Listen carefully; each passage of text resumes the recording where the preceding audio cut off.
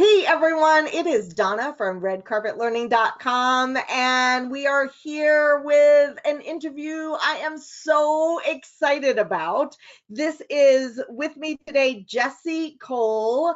He is the owner of Fans First Entertainment, and they run the Savannah Bananas. We'll learn more about that later. Jesse is somebody I met because he sent me a lovely thank you note because he had read one of my books, and I was so intrigued, and he absolutely made my day that I Googled him and then was absolutely blown away by the experience he is creating for his customers. He's won, his organization has won Organization of the Year, Entrepreneur of the Year, Business of the Year. He's the author of an amazing book, Find Your Yellow Tux. And he says his mentors are Bill Veeck, P.T. Barnum, and Walt Disney. So we'll be asking about that. Welcome, Jesse. I'm so glad to have you here. I am pumped. I'm here with the queen of the red carpet. So red and yellow, I'm just so excited right now, Donna. I know. We look like a McDonald's ad or something. I'm not sure. Perfect.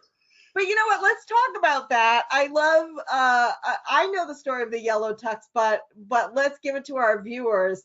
Let's talk about the elephant in the room. You're wearing a yellow tux and top hat. Tell me about that. Why am I wearing a yellow tux? And I, in fact, actually have proposed in the yellow tux in front of a sold out crowd. Thank goodness my wife said yes, and she's still married to me. All right. I've slept in this yellow tux. I actually own 7 of these yellow tuxedos. It's become one of my staples. And you know, the whole premise started back in 2011. And long story short, we took over a failing baseball team, and we knew that it couldn't be about baseball. And the question I always ask is, what business are you in? What business are you really in? And we weren't in the baseball business. If we wanted to succeed, we had to be all in the entertainment business. So we started doing crazy things like having our players do choreographed dances and grandma beauty pageants, flatulence fun nights, you name it. We tried it all. And so I said, if I'm going to be doing this, I'm a showman. I got to be dressed like a showman. So after one night of a failed black tuxedo where it was 100 degrees and I almost melted, I looked up for a lighter color and found a website called brightcoloredtuxedos.com that actually exists. And I bought my tuxedo for $44.95 and shipped it over there, and it just stuck. And it became a calling card for me. But more than anything, you know, I believe everyone has something that makes them stand out. It's the best version of themselves. And this yellow tuxedo represents me with the energy, the craziness, the showmanship, and that's who I am. And today it's my uniform. I wear it every single day. When I'm wearing it, it's showtime. And I believe everyone should always be on stage. And this is what I wear, and this is what I love to do.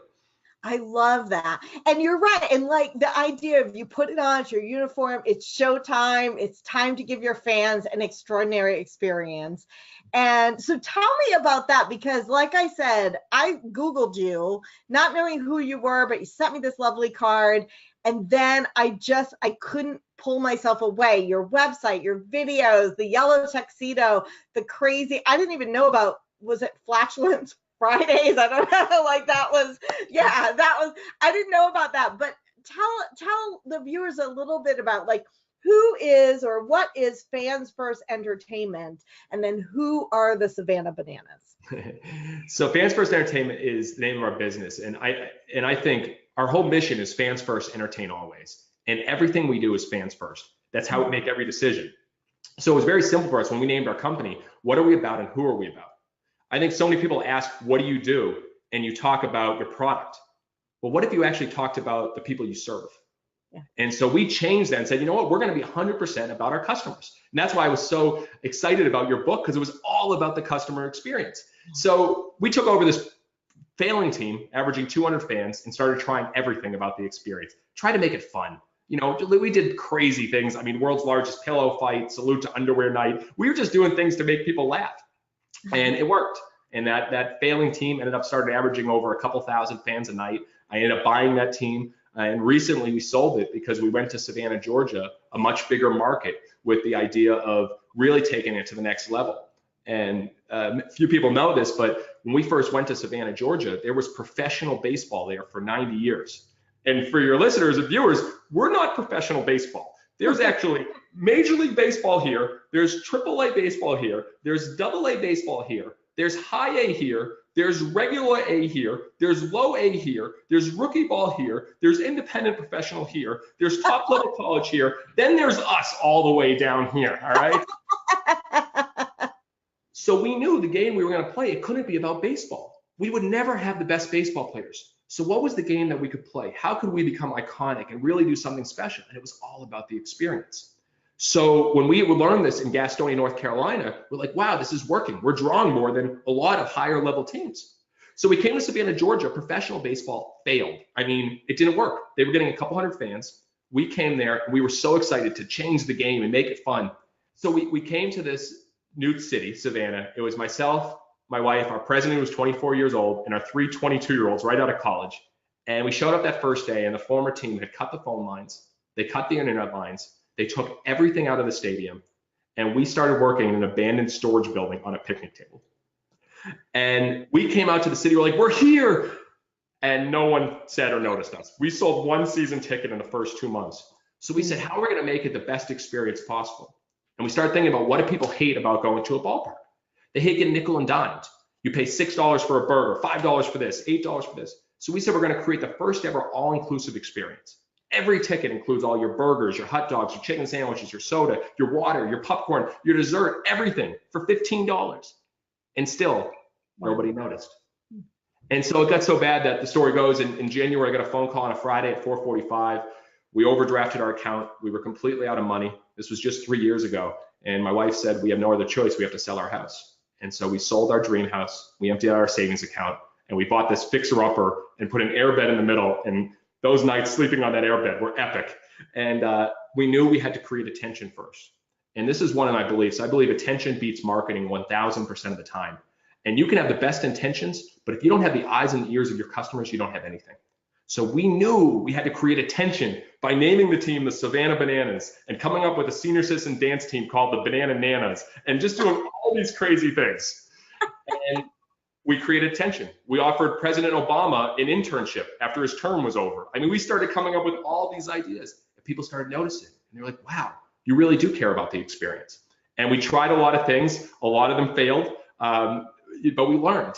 And then now everything we do is how do you map the experience from the beginning all the way to the end? And that's why we've been able to sell out every game.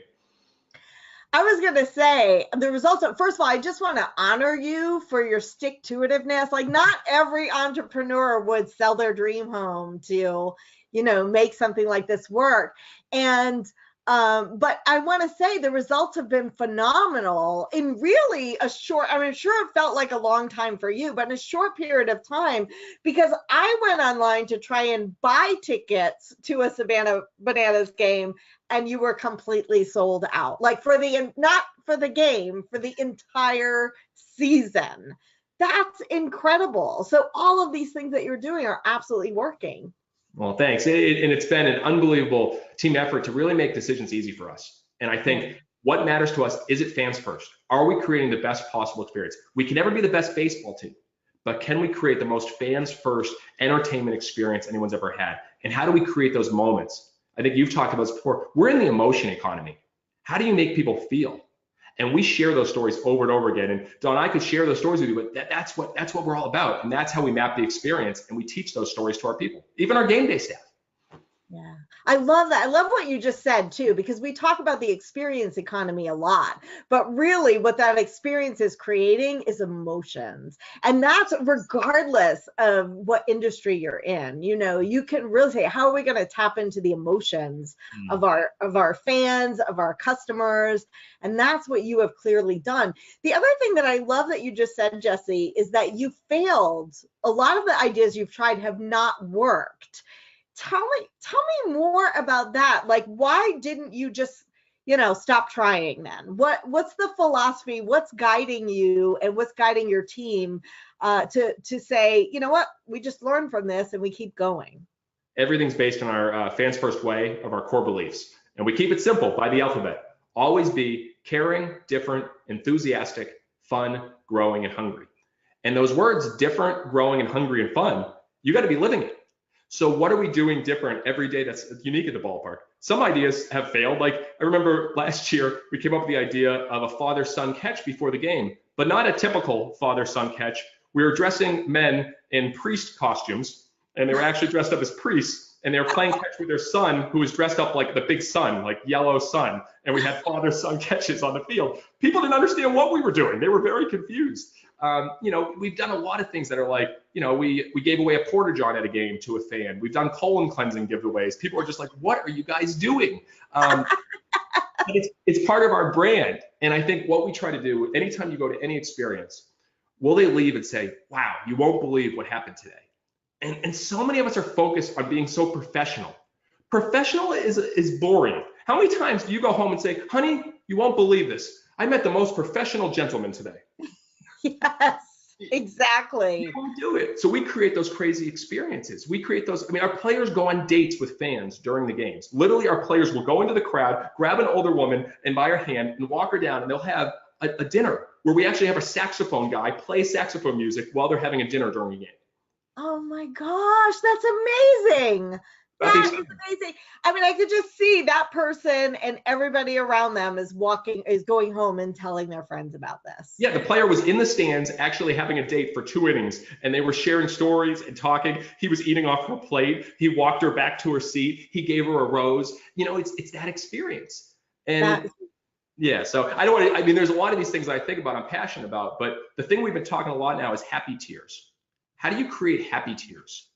And that happened because an 8-year-old kid during a game literally was holding a big sign for me. And I go through the crowd and take selfies with fans every game just because it's fun. And he's holding this big sign and jumping up and down. And I run over and he goes, Jesse, I got a picture. And he has a guy in a yellow tuxedo with all the Bananas players. And he goes, this is for you. And I go, thank you so much. Do you want to be in a selfie? He goes, yes. And I take the selfie and I go, Cameron, this is going to be on Facebook. He goes, Facebook? And I go, thank you. And so I walk by, I see Kiki, our director of first impressions, who's amazing. I go, Kiki, come with me. We're going to do something special. So we go get a bat and get the whole team to sign it. And I come up and I get on a knee and I give this to Cameron. And he immediately goes, and tears start flowing down his eyes. And I go, Cameron, what's wrong? Are you okay? He goes, don't worry. These are happy tears. These are happy tears. And his mother's sitting next to him crying. And he stayed for the entire game. And when they left, he gave me this huge hug, and he said it was the best night of his life. What else are we trying to create?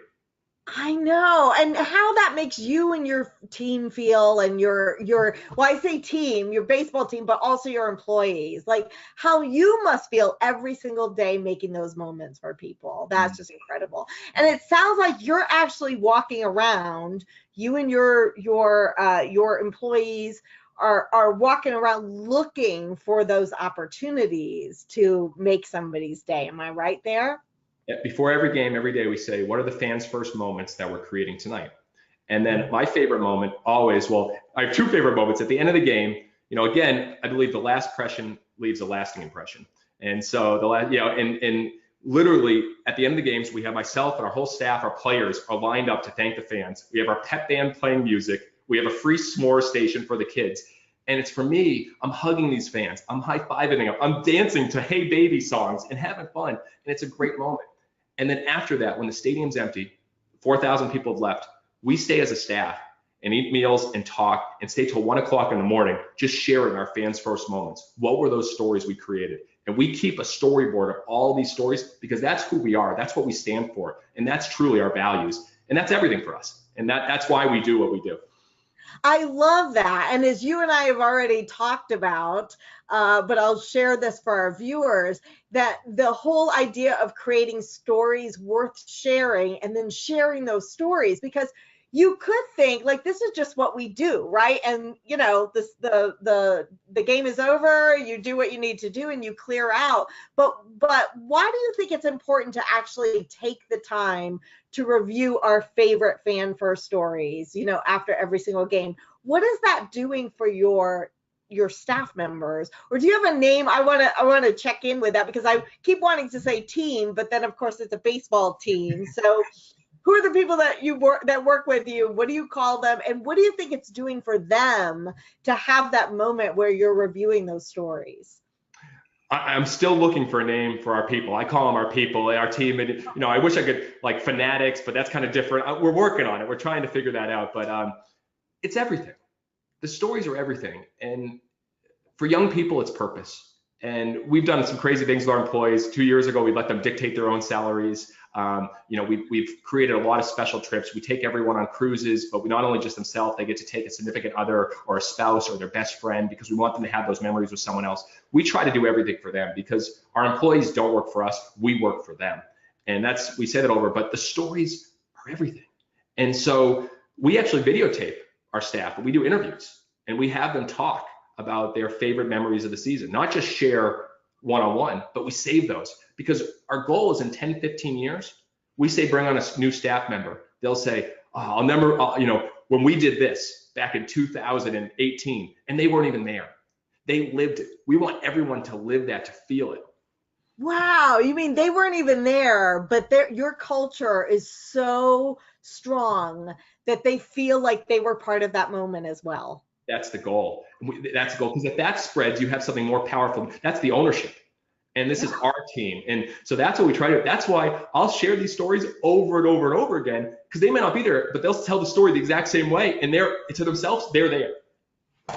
Yeah, that's how I feel too. I really feel like all those little moments of emotion, positive emotion, happy tears, as you say, that you create for your fans, for your customers, that it may just be the way you do things, but the more you talk about them, the more you celebrate them, the more people will create them, the more excited they'll get. If you never talk about it, they really should become, like you say, legendary stories that are a huge part of your culture. And to have, team members who weren't even there taking ownership as though they were there because they feel part of, what you're doing in this larger purpose, that's pretty incredible. We're learning every day, but I really believe your company is only strong as the stories of your company.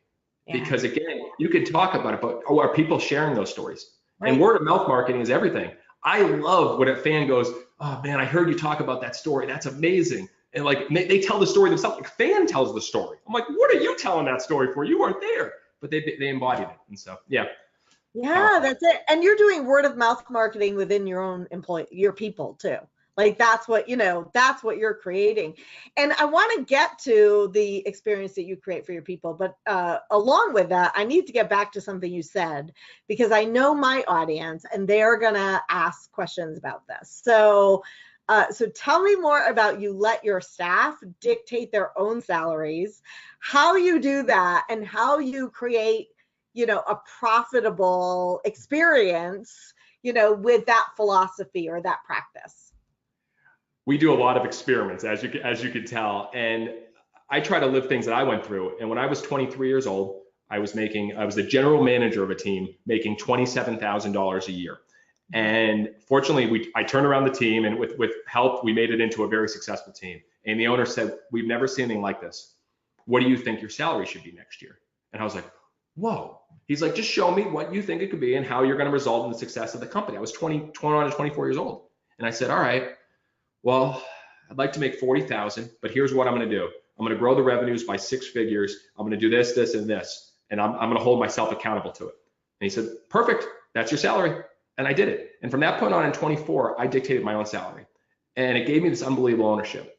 So after our first year, and just so people know, in baseball, salaries are very, very low. I mean, my wife, when she started on a big organization, was making $19,000 a year. I mean, it's extremely low.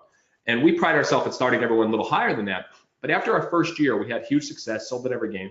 I said, let's do this experiment. I told our president, I go, what's the worst that's going to happen? It'll cost us a couple $100,000. For the long term, is that it? And that sounds scary, but we said yes. And I told them the story about, this is what I did when I was 23, 24. So I set the precedent of, I said I would do this, but I'm also going to do this. And they all came back to us. And I think it was about 26% raise was the average. So it was between 20 and 30%. And we said yes to every single one. Wow. Wow. And the company grew. And the company grew. And after this past year, I said, all right, guys, you were part of that. You now have your base salaries up here. What if we do this together? Let's start our own profit share program, but you guys are part of this. So this past year, they owned the profit share program, and we just started it. And this is really cool too, about owning fans first. A big part of our profit share now is, how are they fans first? And every Friday they send an email on one thing they did that was fans first, and one thing they saw someone else do that was fans first. And now They're all a part of it. So we have them a part of this whole experience on what they're making, how much money they make, and how they own the experience. Wow.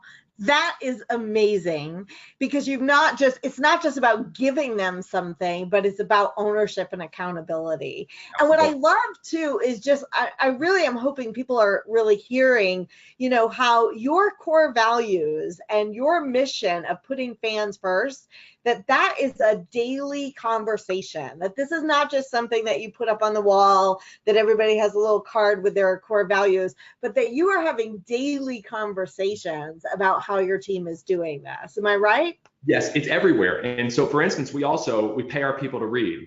So we have a thing called the Better Book Club, which we learned from Arnie Malham, which is brilliant. It's a great platform. It's fascinating.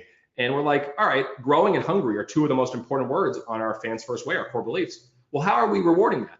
So we start paying people. If they read a book, they get $50, they get 25, they get $75. We've given out thousands of dollars to our employees. But the cool thing about that with the fans first mentality is the last question is, how does this book fit into the fans first way? And how can we implement this in a fans first way?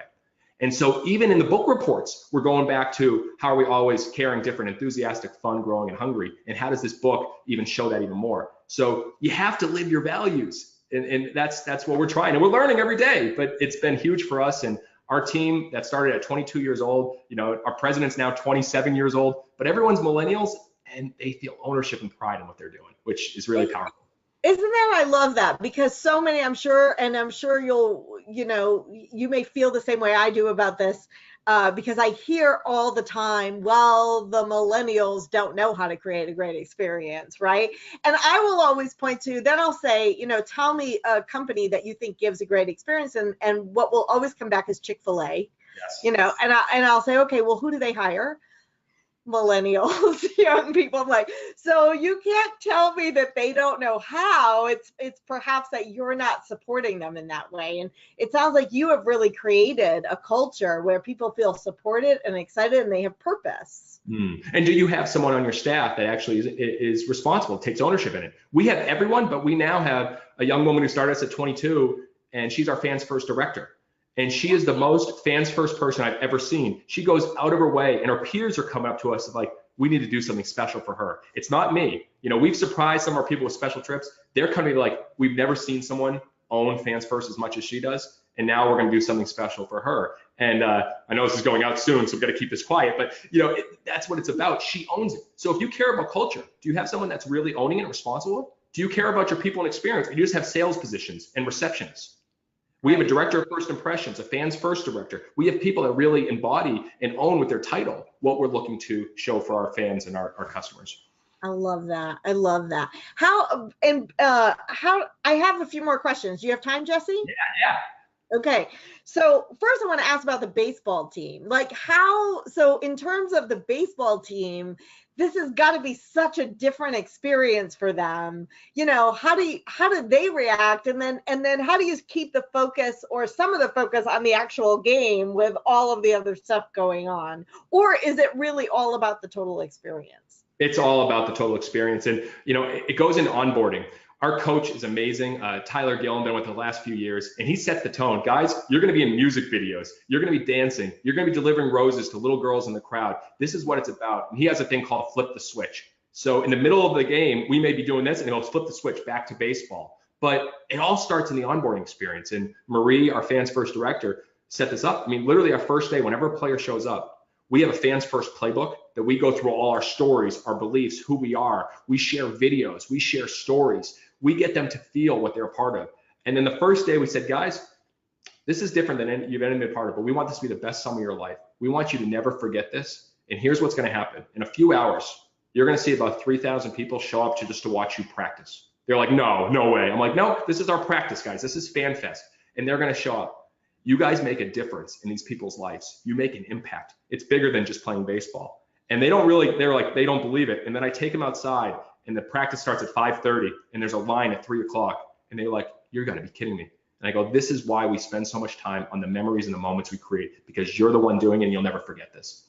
And by that first day, they have buy-in, and it's something really special. And here's what's happened, Donna. We may not be the most talented team in the world, but we've won the most games in the league. We've won championships in just our 3 years because they understand what matters most. They focus on the experience, the entertainment, And you perform better when you're happier and you're having fun. And they have fun, and we end up winning. We won a game in kilts last year. We played a game in kilts, literally kilts on St. Patrick's Day, and they won with a walk-off in the 9th inning. We beat a team while wearing kilts because they had fun. And that's what it's all about. That's amazing, and I love that, and I love the focus on how you're going to make an impact and how you're going to make a difference, and you're creating memories, because that's what we're all about at Red Carpet too. It's not, we do it under the auspices of customer service, but it's really about that moment that you're with that person, and that, how you treat them, how you make them feel special. That's what rolling the red carpet is all about. And that's what you're doing, only with a yellow carpet, I understand, right? Good. So one of the things, and I'm going to misquote this probably because I didn't write the whole thing down, but was something about that your philosophy is loving your customers more than your product and loving your employees more than your customers. Am I right there? 100%. All right. So I think we've talked about loving your customers. Let's talk about loving your employees. We've talked about it a little bit, but tell me more about that philosophy, and what are some of the things you're doing to internally give your employees a great experience? I believe payroll is an investment. It's not an expense. Mm-hmm. And it's how are you investing in your people and thinking of them as people and caring for them as people, not just as employees. And I'll give you a great example of a young man named Danny McAtee. And Danny fought to get a job with us in the beginning. This was when we weren't selling any tickets. And he was like, I want to work for you guys. I want to be a part of the baseball team.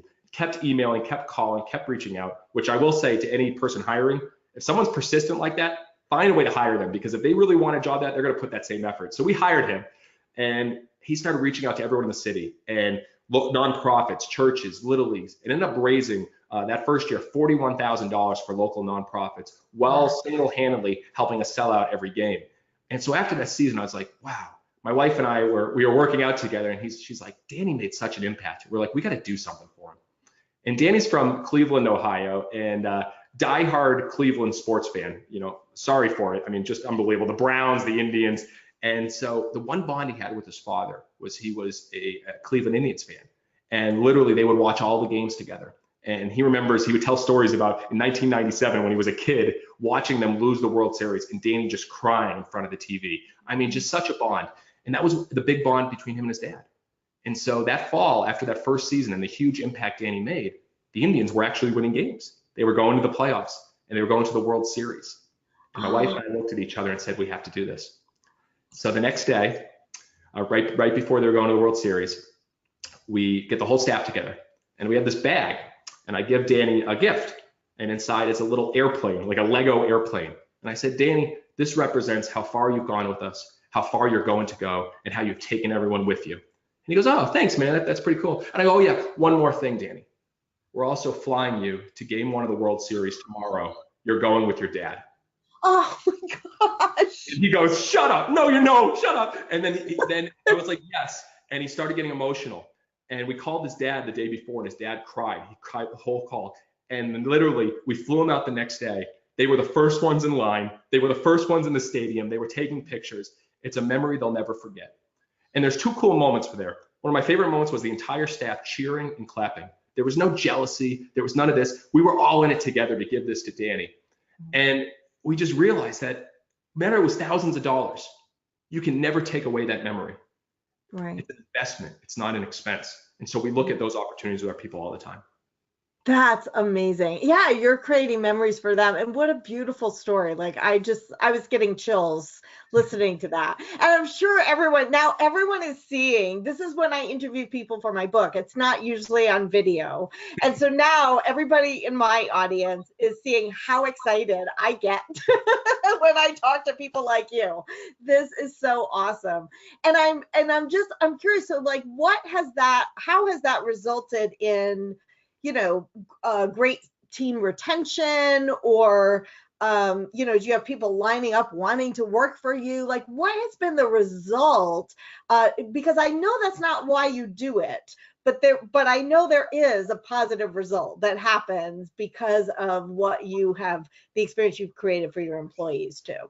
We built a family based on love. and we've had zero voluntary turnover in 3 years. If you look at millennials, the average millennial is leaving a job every 13 months. That statistic came out. We've been 3 years, we haven't lost any. And I actually, at some point, I want that to start happening. If we can't give them the opportunities, I care more about them. I want them to grow where they can grow. But we say we love each other to each other. I mean, we're a family.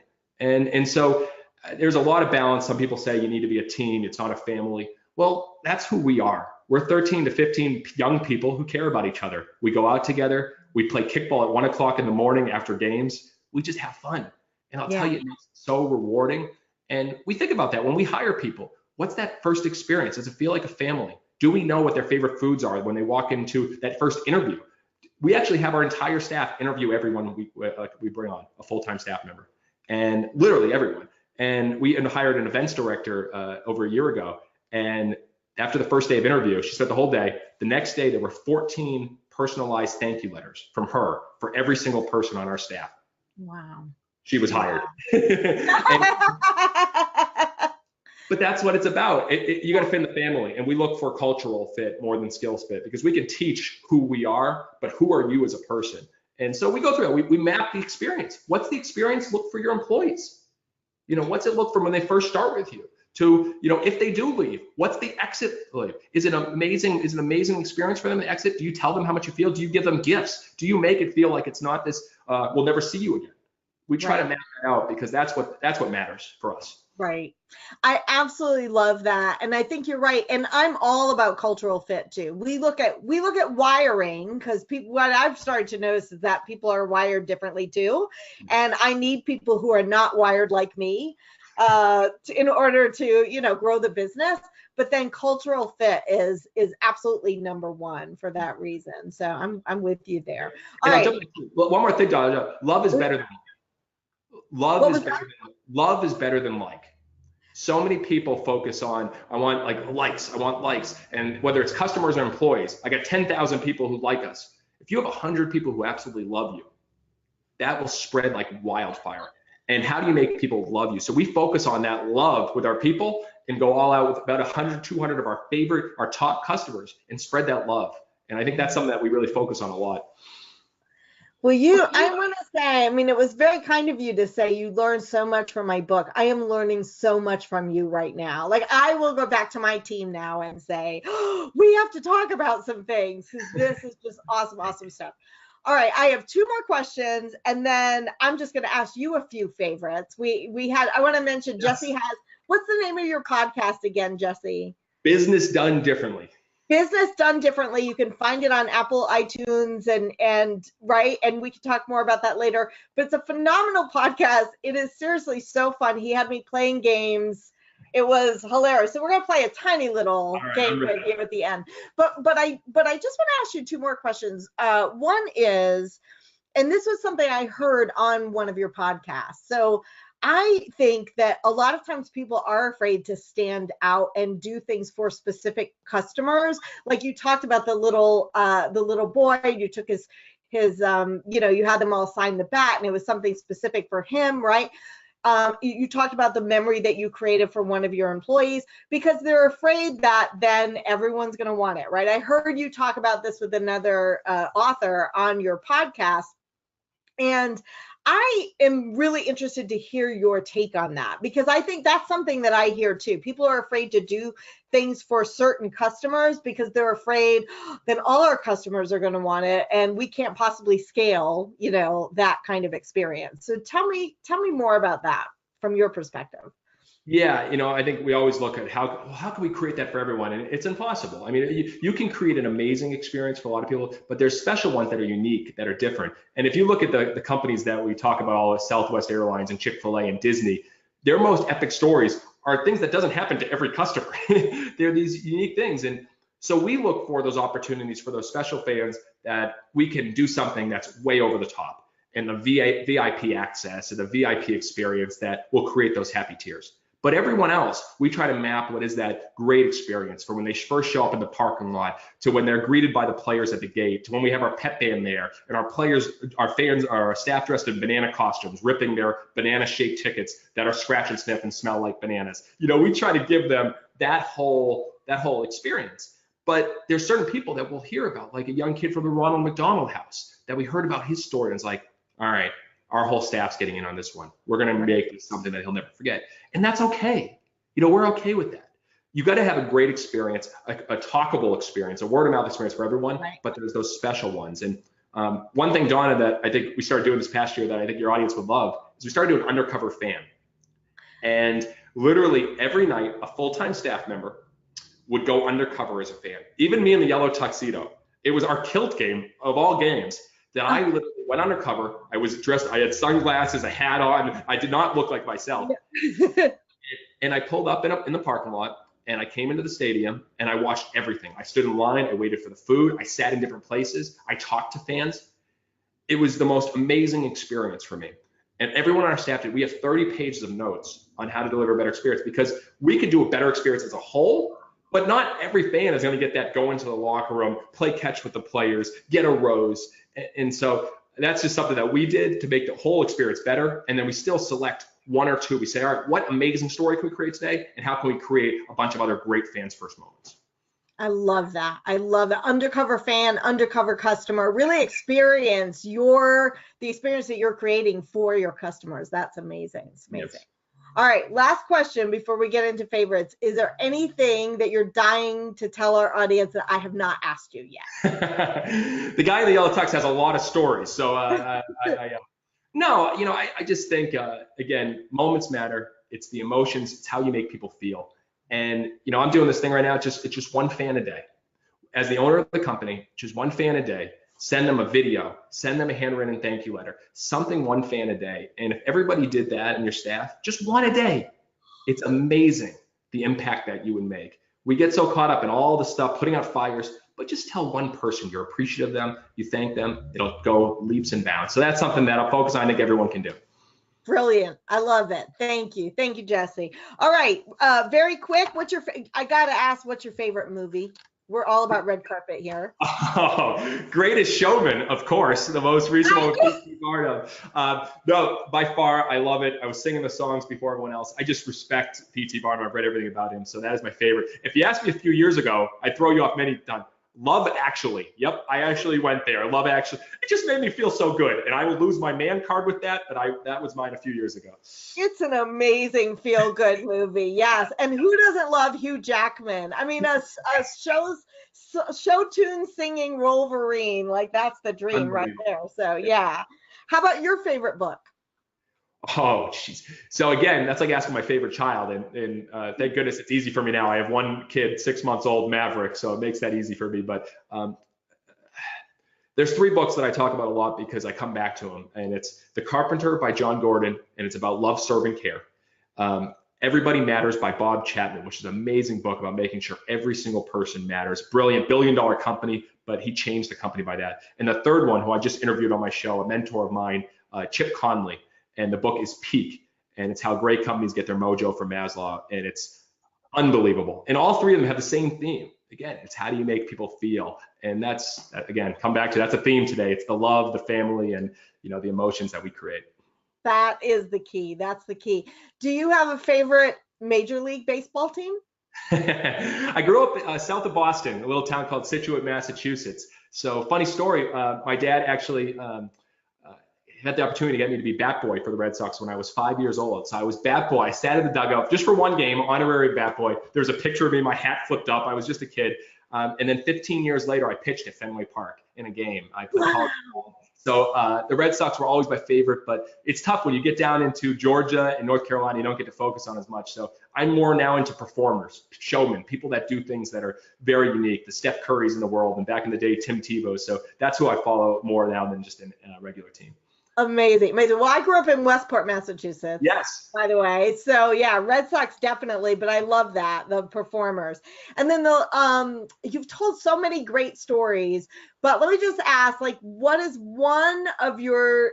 This will be the last question. What is one of your many favorite quick experiences that people get when they visit the Savannah Bananas?